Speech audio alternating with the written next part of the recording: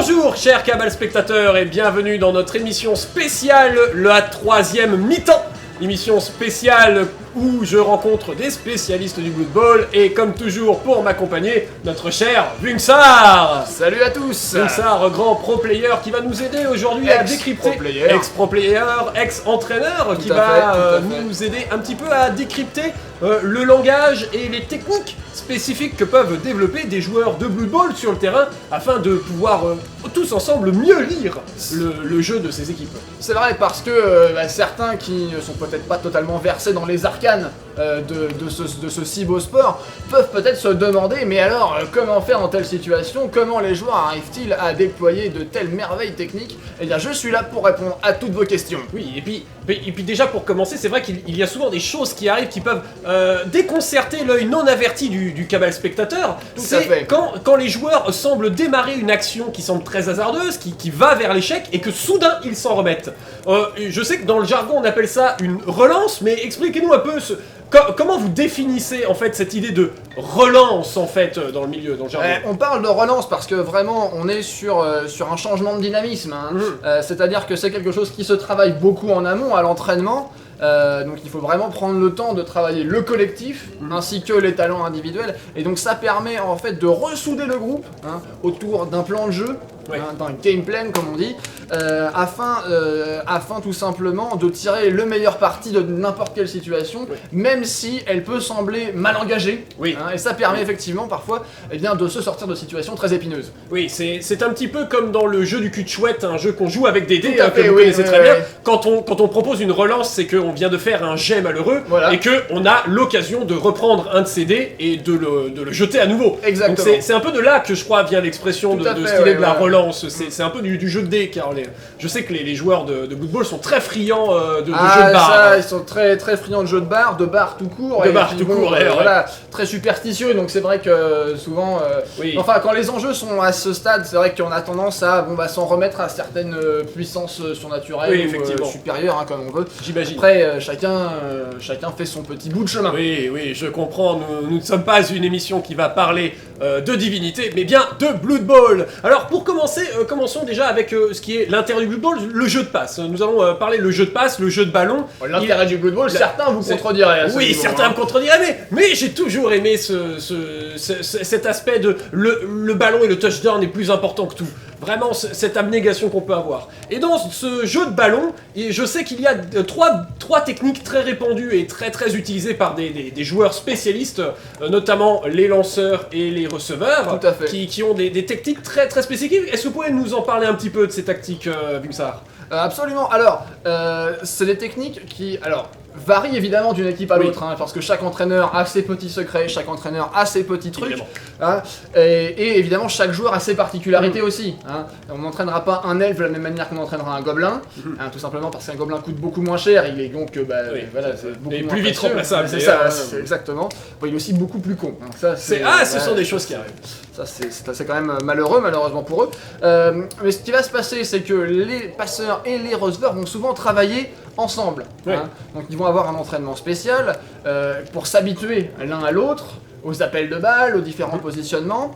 Et ça va leur permettre en fait d'assurer leur mission qui est pour l'un de lancer la balle de manière précise et pour l'autre de la recevoir, de la récupérer sans qu'elle tombe au sol et qu'elle atterrisse dans des mains mal intentionnées.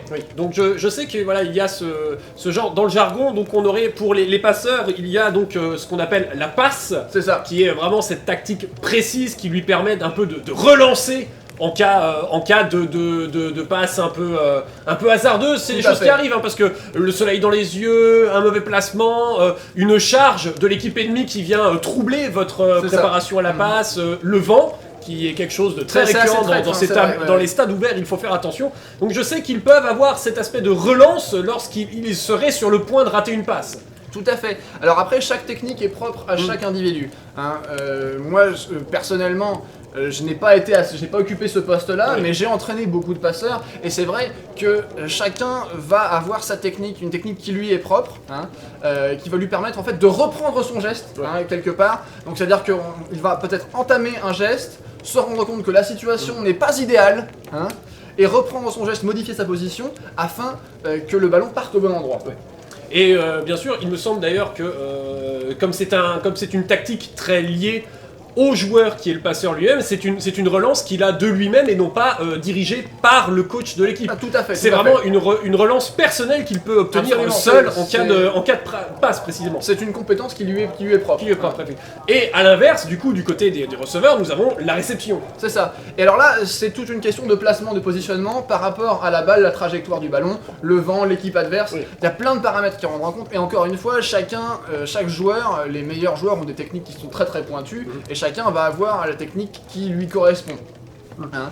Et ça, pareil, ça va lui permettre de reprendre peut-être un geste mal engagé, peut-être quelque chose qui il va se rendre compte que peut-être en fait le ballon n'arrive pas exactement là où il l'avait pensé, il va pouvoir se repositionner et enfin comme ça relancer son geste, reprendre, se remettre dans le cours du jeu. À nouveau avoir cette fameuse relance oui. en cas de réception du ballon.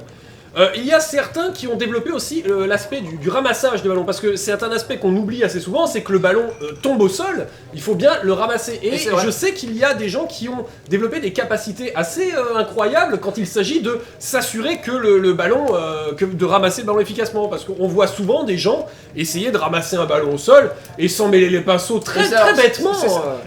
C'est traître parce que depuis les tribunes, on a souvent l'impression que c'est très facile. Oui. On se dit souvent que le ballon est par terre, il ramasse pas, voilà.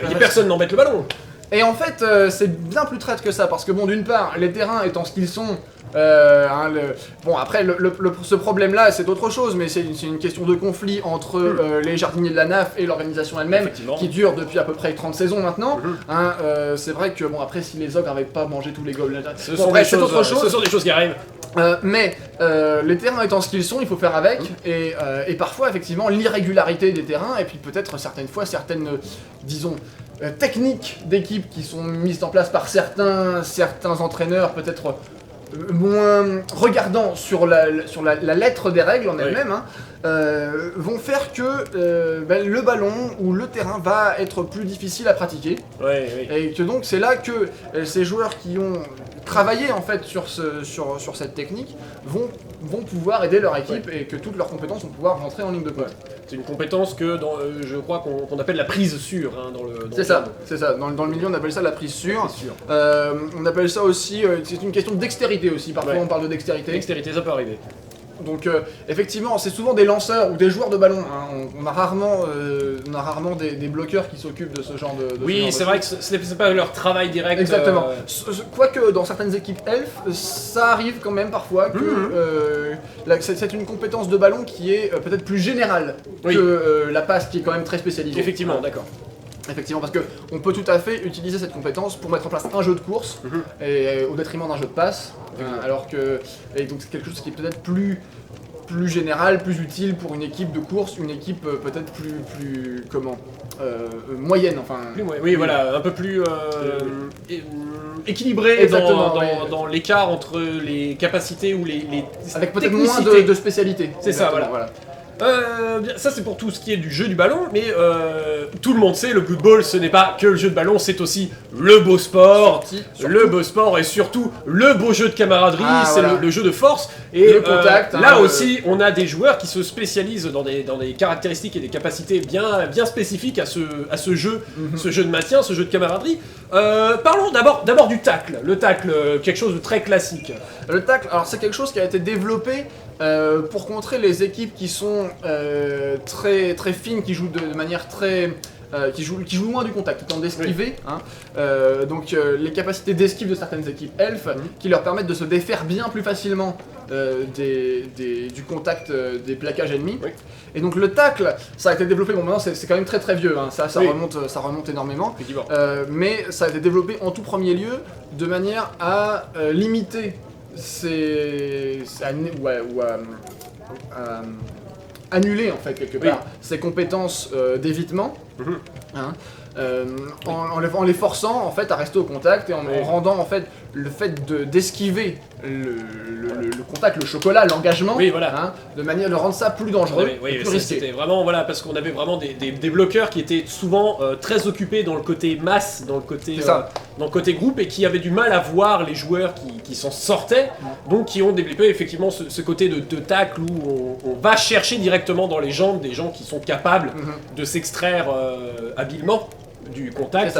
Et donc voilà, rendre l'efficacité quand même d'une bonne baston. C'est ça, et c'est quelque chose que les nains savent très bien faire, hein, c'est quelque chose qui est, de par leur petite taille, ils sont très trapus, et donc c'est vrai que c'est plus facile en fait pour eux d'aller chercher dans les chevilles, dans les jambes, dans les genoux. Hein, bon. Après, chacun, comme je le disais, fait avec les attributs qu'il a reçus à la naissance. Ou autre chose, hein, je ne sais pas. Mais c'est vrai que c'est quelque chose qui est surtout défensif. C'est plus défensif. Et dans ce style-là, qui est une caractéristique et une tactique qui est très très répandue chez les blitzers d'à peu près toutes les équipes, souvent, c'est le blocage. C'est cette capacité à arriver à maintenir le contact quand c'est le contact adverse qui est égal, qui se rend... Alors là, on rentre dans quelque chose de bien plus technique, hein, donc je vais pas rentrer dans le détail parce qu'effectivement, d'une part, c'est très complexe à expliquer sans pouvoir... Sans visuel direct, voilà, c'est ça. Mais ceci dit, ce sont des techniciens. On va généraliser comme ça. Ce sont des techniciens de l'engagement. Qui ont peut-être parfois une formation militaire, parfois une formation d'arts martiaux, de lutte, par exemple. On a souvent des personnes qui sont vraiment entraînées exactement, en dehors du Blood Bowl déjà par avance. Et paradoxalement, ça n'est pas forcément les joueurs les plus costauds qui vont bénéficier le plus de cette compétence, de ces talents, parce que ça permet justement de quelque part limiter ou égaliser la différence de masse musculaire, de force, de puissance qu'il y a entre plusieurs adversaires. Et ça maximise en fait les chances que ce joueur a de rester debout.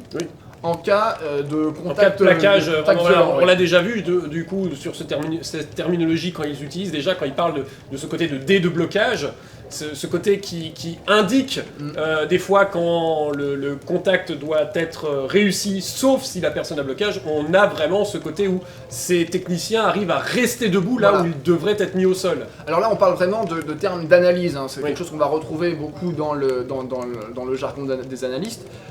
C'est pas forcément quelque chose dont les joueurs ont conscience. Oui, voilà.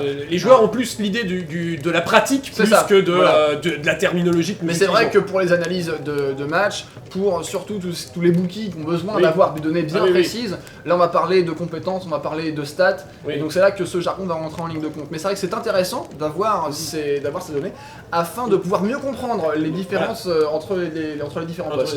Entre les différents postes et surtout avoir un meilleur équilibre dans ses potentiels paris. Ah tout à fait, ça c'est important. C'est un jeu très important. Un peu dans cette idée, nous avons vu ça il y a régulièrement sur certaines maisons, nous avons vu ce qu'on appelle la frénésie, c'est-à-dire ces joueurs qui ont une soif du combat, une soif insatiable du combat qui développent. C'est vraiment ce côté, on appelle ceux qui sont empreints de la frénésie. Tout à fait. Alors c'est quelque chose qui est à double tranchant, hein, il faut le dire, et c'est quelque chose qui ne s'apprend pas vraiment. C'est possible, mais c'est quelque chose, on le voit très rarement. C'est surtout quelque chose d'inné chez certains joueurs qui... On va se rapprocher d'un côté plus animal, les loups-garous, et puis peut-être tout ce qui est, tous les big guys, hein, donc on a les Yeti, les Minotaurs, donc des joueurs qui font pas vraiment dans la subtilité, hein, on va le dire tel que c'est. Non mais il faut le dire, Après, c'est très avantageux quand c'est bien utilisé, c'est-à-dire qu'il faut que l'entraîneur arrive à guider son joueur correctement, ce qui n'est pas toujours facile, attention. Dans le brouhaha d'un match de Blood Bowl avec le QI des joueurs tel qu'il est, tel qu'on connaît, qui n'est pas forcément quelque chose de très élevé. C'est pas forcément ce qu'on leur demande, après tout. Mais donc il faut qu'il réussisse à guider son joueur afin qu'il puisse profiter au maximum de ses talents innés. Et donc cette frénésie qui va le forcer quelque part à réengager le combat dès qu'il a repoussé son adversaire. Il poursuit toujours et si le combat n'a pas été concluant, il continue, il s'acharne. Exactement, c'est vraiment de l'acharnement. Et alors ça peut payer, parce que effectivement, c'est là, il va au-delà des limites d'un joueur, de ce qu'on appelle un joueur habituel, mais effectivement ça peut l'emmener dans des positions qui sont défavorables pour lui. Oui. C'est à force de foncer dans le tas sans trop regarder où sont les soutiens et où vont être les bloqueurs, du coup, on se prend des petits coups de bâton derrière la tête. Voilà, ce sont des choses qui arrivent. Et du coup, à l'inverse, il y a les tacticiens, on en a parlé juste avant, ces tacticiens qui développent leur capacité à éviter le combat. On parlait de l'esquive justement. Oui, tout à fait. Alors, l'esquive, eh ben, encore une fois, on est sur la capacité, une des capacités reines, des compétences reines de Blood Bowl, qui va là se retrouver surtout sur les joueurs offensifs, tels que des receveurs, des coureurs, pour leur permettre de rester en vie plus longtemps, enfin tout simplement, de rester opérationnel plus longtemps, parce que ces joueurs qui sont plus légers, hein, parce que leur but est d'aller chercher le ballon et d'aller marquer, donc forcément on va avoir des joueurs qui vont maximiser... Ils sont beaucoup plus sur le côté nerveux que le côté muscle. Exact. Et qui donc vont porter moins d'armure afin d'être plus agiles et pouvoir avancer plus et se mouvoir plus facilement, vont donc moins compter sur la protection que leur offre leur armure et plus sur leurs compétences d'évitement. Ouais. Hein. Donc c'est des compétences qui se retrouvent beaucoup chez les elfes également. Cela leur permet en fait tout simplement d'anticiper les plaquages, les tacles ennemis. De manière à pouvoir mieux s'en sortir. Défaire, voilà. C'est-à-dire quand subir un plaquage ne devient plus obligatoirement cette mise au sol. Exactement, Ils arrivent à rester debout malgré les côtés, la qualité de plaquage que peut faire. Voilà. Là où, là on revient sur les tacleurs qui eux sont un peu leur ennemi juré, ça, mais complètement annulé en fait mais eux en tant qu'esquive sur tout un tas d'autres joueurs seraient capables d'empêcher que les blocages, une partie des blocages leur soient efficaces. Oui, tout à fait, c'est tout à fait le cas. Et il arrive aussi que certains de ces joueurs, on l'a vu sur certains matchs, on est toujours étonné par cette capacité un peu de glissade, c'est-à-dire au moment du plaquage, ils arrivent à un peu glisser dans une position qui les arrange, qui a un peu de sécurité, c'est une espèce de glissade contrôlée qui les met en bonne position. Alors ça s'appelle effectivement, c'est comme ça c'est le terme qu'on emploie. Ah, très bien, tout à fait, voilà. Et donc cette glissade contrôlée en fait, eh bien c'est tout simplement, ça permet au joueur qui se fait plaquer, qui se fait attaquer, de diriger, de reprendre la direction de l'engagement, même s'il est mis au sol, même s'il est malmené, c'est lui qui va décider vers où son adversaire va le repousser. Et ça c'est très important parce que ça permet non seulement d'éviter de se faire jeter dans les tribunes. Ça c'est très très important. On l'a vu d'ailleurs. Nous savons que les gens dans les tribunes sont très très taquins et ils sont toujours enclins à la participation. Donc il faut très tactile, très tactile. Oui.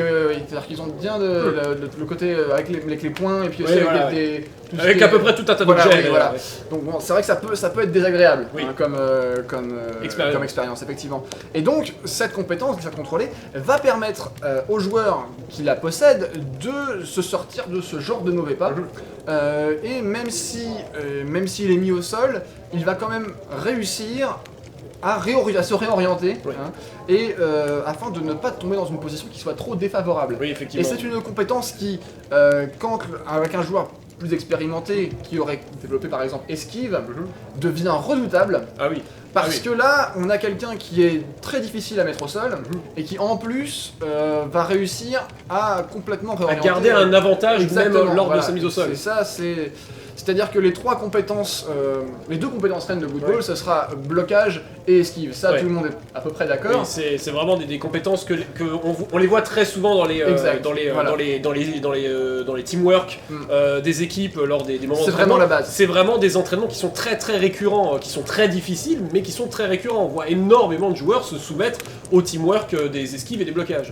Parce que c'est tout simple, du point de vue d'un entraîneur, un joueur c'est un investissement. Il faut donc qu'il reste en vie. Oui. Et oui. Mais c'est peut-être un petit peu, c'est difficile à admettre quand on est fan et qu'on veut du beau jeu, etc. Oui, voilà. Mais il faut quand même voir cet aspect-là, c'est-à-dire que un simple lineman elf, en tant qu'entraîneur, va me coûter entre 60 et 80 000 pièces d'or en fonction de son statut, en fonction de son niveau, de son ancienneté. Exactement. Mais 80 000 pièces d'or, c'est quasiment 10% du budget de l'équipe. Ah oui, c'est beaucoup. C'est vraiment énorme. Alors, effectivement, si j'ai le temps de l'entraîner afin qu'il puisse être plus performant, je vais peut-être me tourner non seulement vers des capacités qui vont m'aider à le faire lui faire prendre de la valeur, c'est-à-dire marquer des touchdowns ou se défaire de ses adversaires, mais surtout, je vais faire attention à ce qu'il reste en vie. Oui. Et oui. Effectivement. Parce que ça, malheureusement, la mort fait partie intégrante du jeu du Blood Bowl. C'est ça qui rend le jeu si palpitant. C'est ce suspense que recherchent constamment les joueurs de Blood Bowl, cette petite sensation d'adrénaline. Donc là, on a fait un petit peu le tour du coup de ces capacités qu'arrivent à développer des joueurs de Blood Bowl. Qu'est-ce qui serait une bonne façon d'équilibrer pour une équipe de débutants est-ce qu'il vaut mieux miser sur beaucoup de gens avec de l'esquive, beaucoup de gens avec du blocage? Est-ce que vous voulez beaucoup de gens avec des capacités de passe ou de réception? Quelle serait une bonne idée d'équilibre si on pouvait réfléchir à ça? Tout dépend des joueurs que vous avez à votre disposition en fait. Si vous avez beaucoup de gobelins aux alentours dans votre équipe, dans les joueurs que vous projetez d'engager dans votre équipe, quelque part, j'aurais tendance à dire de ne pas vraiment de les laisser faire ce qu'ils savent faire de mieux, c'est-à-dire être très chiant. En parallèle, entraînez vos ogres et vos trolls, ça c'est important. Mais à contrario, si on joue avec beaucoup d'humains, si votre équipe est composée en majorité d'humains, là il va falloir être à réfléchir de manière un peu plus poussée, parce que les humains étant quelque part un peu moyens partout, un peu éparses, un peu diverses. Mais l'avantage c'est qu'ils sont moins chers que les elfes ou voilà. Donc j'aurais tendance à penser, moi personnellement, mais alors ça n'engage que moi, que les trois quarts devraient s'orienter vers la compétence blocage, parce que c'est une compétence, disons, une compétence outil qui leur servira tout au long de leur carrière. Ah oui. Sans pour autant les rendre hors de prix. Et ça c'est important s'ils veulent. Alors pour eux, d'une part parce qu'ils pourront retrouver un emploi plus tard. Oui, voilà. Hein, et c'est sur les négociations, c'est toujours très important lors des renégociations de contrats avec les joueurs de ne pas se faire dépasser par leur niveau après. Tout à fait, parce qu'un joueur qui progresse trop du coup va avoir tendance à demander un salaire plus important et qu'on ne peut pas forcément se permettre. Et ça c'est très dommage. Et en parallèle, il va falloir mettre l'accent donc dans le budget d'entraînement, il va falloir mettre l'accent sur les joueurs de position, donc c'est-à-dire les blitzers, les passeurs, les receveurs. C'est ces joueurs-là sur lesquels vous devez faire le plus d'efforts, peut-être au détriment de vos trois quarts, qui sont en fait meilleur marché. Donc effectivement, encore une fois, c'est triste à dire, mais le sport étant fait comme ça, et oui, malheureusement, ce n'est pas nous qui faisons les règles du marché des drafts. Tout à fait, et donc les trois quarts étant également plus courants, ils sont aussi plus faciles à remplacer, et donc ils sont moins précieux. Alors qu'un bon receveur, un bon blitzer, là c'est autre chose, et là il faut faire attention à bien les protéger. Eh bien, merci mon cher Vuxar pour ces précisions très importantes qui, je pense, éclaireront un petit peu le visage et l'attention de nos cabaltés spectateurs, qui pourront à nouveau comprendre tout le temps ce que nous racontons, puisque effectivement nous sommes des commentateurs et le langage technique est quelque chose qui nous arrive très souvent. Eh oui. Alors n'hésitez pas, chers cabal spectateurs, si vous avez des questions sur des tactiques précises que nous verrons peut-être dans les futurs troisième mi-temps, dans cette future émission, si nous parlerons peut-être aussi d'autres choses comme d'autres recrutements, des équipes, la gestion des équipes. C'est vrai que la gestion budgétaire des équipes est quelque chose de très difficile, même pour les entraîneurs d'équipes avérés entraînés. Donc n'hésitez pas, chers cabal spectateurs, à nous mettre en commentaire vos avis sur cette fameuse troisième mi-temps. Nous vous souhaitons une très bonne soirée et à la prochaine.